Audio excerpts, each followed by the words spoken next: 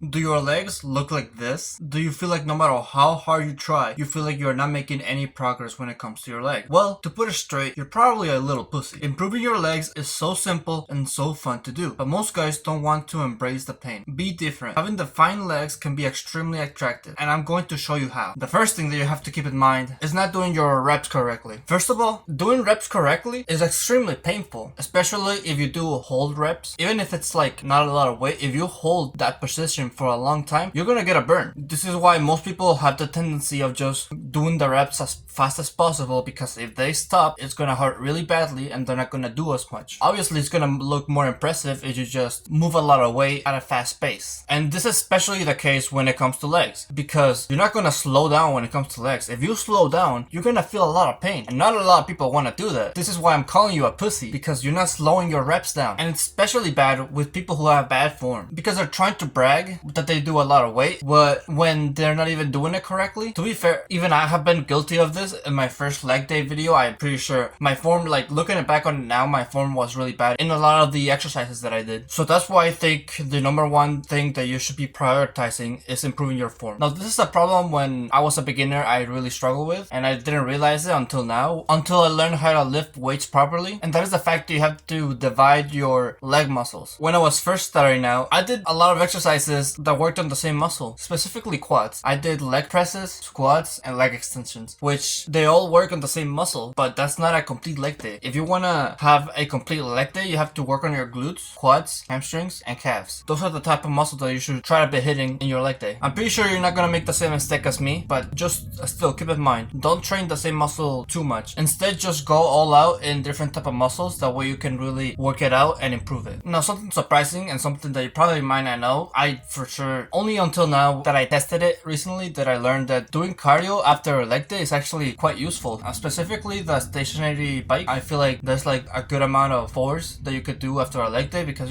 after you're done, your legs are completely sore and tired, so you need to do some sort of light cardio. I mean, you need to do cardio every day, but like after leg day, you should do light cardio. And the best form and most fun form of cardio that I can think of is stationary bike, because that one is not too intense, but it is also not too easy. And improving your cardio can really do a lot for you, because as we said before, having more controlled reps is really helpful, but also having a high amount of reps is also really helpful. And doing cardio pretty much improves the amount of reps that you can do. So I recommend 15 minutes of cardio every day. Try to go for 30, but not everybody is gonna be able to have the energy to do that.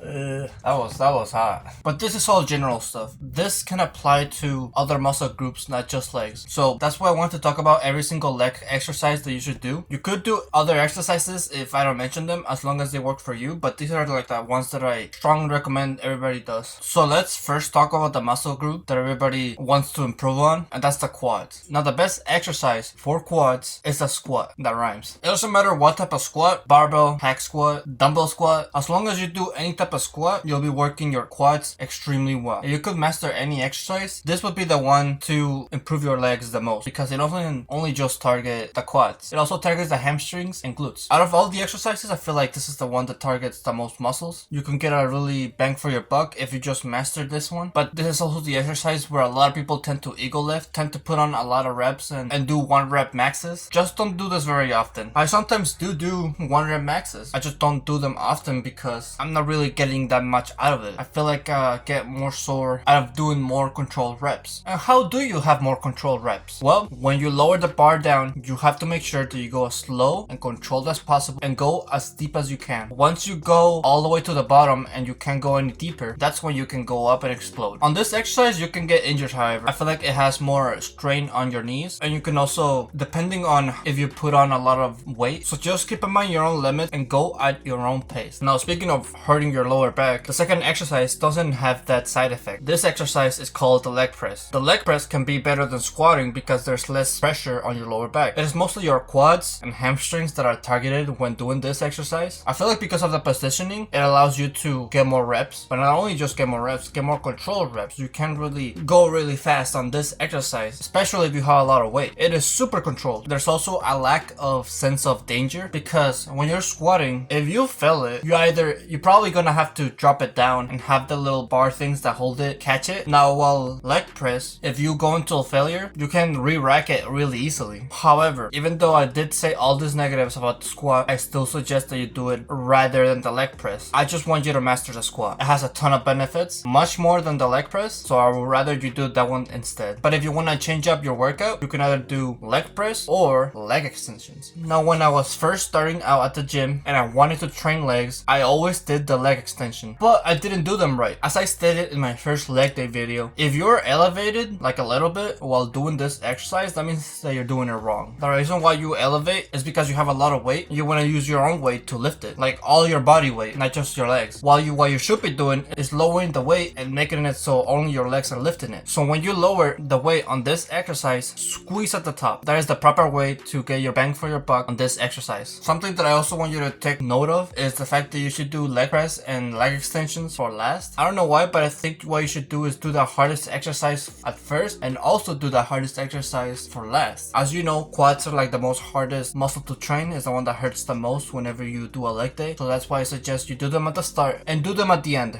Just train them twice. That's about it. I know I said to not train the same muscle, but I feel like training it twice in a leg day is fine. But like if you base your whole leg day just doing squats, then yeah, that's not okay. Unless you have it in your program, unless you're like dividing your leg day and you're combining it with your arm and chest day. But if you're dedicating a specific day to only doing legs, prioritize your other muscles. Let's talk about hamstrings. You've probably seen a lot of influencers say that you should start with hamstrings, and I 100% agree. I don't know why, but just having a hamstring pump automatically increases your quad performance. That's why you mostly see people doing hamstrings before squatting or doing leg extensions. And what I like about hamstring exercises is the fact that they're not too complicated. For example, there's the leg curl and then there's the lying leg curl. And they're pretty straightforward. The seated leg curl, you just move your legs, you know, like you just move your legs like up and down. Like it's pretty straightforward. When it comes to the seated leg curl, I as I said, I always suggest that you do controlled reps. But if you go high reps, I mean, if you do high weight on this exercise, I feel like that's fine because it's another exercise where it's easy to control the reps. Unless you go out of your way to completely have bad form, that's like the only way you can mess it up. And then there's the laying leg curl. Now I like this one specifically because again, it's really straightforward, but for this one, it's really easy for a spotter to help you. And when you're doing controlled reps, having a spotter is really helpful because when you're trying to get the weight all the way up and keeping it there, they can help you hold it. They can help you squeeze at the top. And then once you get to the top, you slowly go down with the weight. That's why I'd rather you do the laying leg curl instead of the seated leg curl. But again, it depends on what you prefer. Now, a muscle group that most guys neglect is their glutes. And I can see why. It's mostly something that girls do. And the glutes is pretty much what shapes your ass. It's like the exercise that makes your ass look bigger and look good. But a guy with a nice ass is really attractive. You have to admit it, right? So what is the best exercise? Hip thrusters. That's pretty much about it. There's also the adductor and abductor machine. Hip thrusters work on the same muscles and on the higher level. When I tried doing hip thrusters with controlled reps, it was a whole different story. It is extremely painful, but it was so worth it because it was the best kind of pain I ever felt. And the reason for it is because when you do hip thrusters, you can do a lot of weight. So when you have a lot of weight, you're squeezing at the time with it, it's gonna hurt a lot. So expect yourself to do a lot of weight when doing this exercise, unless you're a beginner, unless you don't have a lot of muscle on your legs. Just like squats, I feel like this is an exercise that you should master in order to improve your legs. If you become the best on this exercise, you won't really need to do any other hip exercise because this one is like the best one and you can get a lot from it. So yeah, master the squat and hip thrusters. Now let's talk about our last muscle group, and that is our calves. Now something that you have to keep in mind when it comes to your calves is the fact that genetics do play a factor with them. For example, if you're skinny, you're probably not gonna have the biggest calves. But if you're fat, you're probably gonna have big calves. That doesn't mean you shouldn't train them either way. Having defined abs looks really good, no matter what type of person you are. And the number one best calf exercise that you should be doing is the standing calf raise. There's also the seated calf raise, but I feel like on the standing calf raise, it is more controlled because you're having your legs all the way extended, like you're fully standing up and you're letting your legs do a lot of motion. While in the seated calf raise, it's kind of easy for you to just go through the motion instead of controlling the motion. You can still go slow and control the weight, but it is much easier for a beginner to control the weight using the standing calf raise. That's why I still do it all the time because that's the one that I started on and that's the one that I find most fun and easy to control. So if you're gonna take anything out of this video, the one thing that I want you to take out of is master the squat, master hip thrusters, and master the standing calf raise, because these are like the 3 exercises that improve your muscles the most. And also, stay consistent with your workout. Of course, if you don't stay consistent with your workout, you're never gonna see progress. You have to keep going to the gym even if you don't feel like it. Even if it hurts, even if you're alone, even if you don't have a spotter, you have to do it either way, because the guy who does it is better than the guy who doesn't. And don't expect quick results. So with that, that's gonna be it. Thank you everybody so much for watching this video. If you liked it, make sure to leave a like, subscribe if you're new or if you like my channel, and always remember to live your life like there's no tomorrow.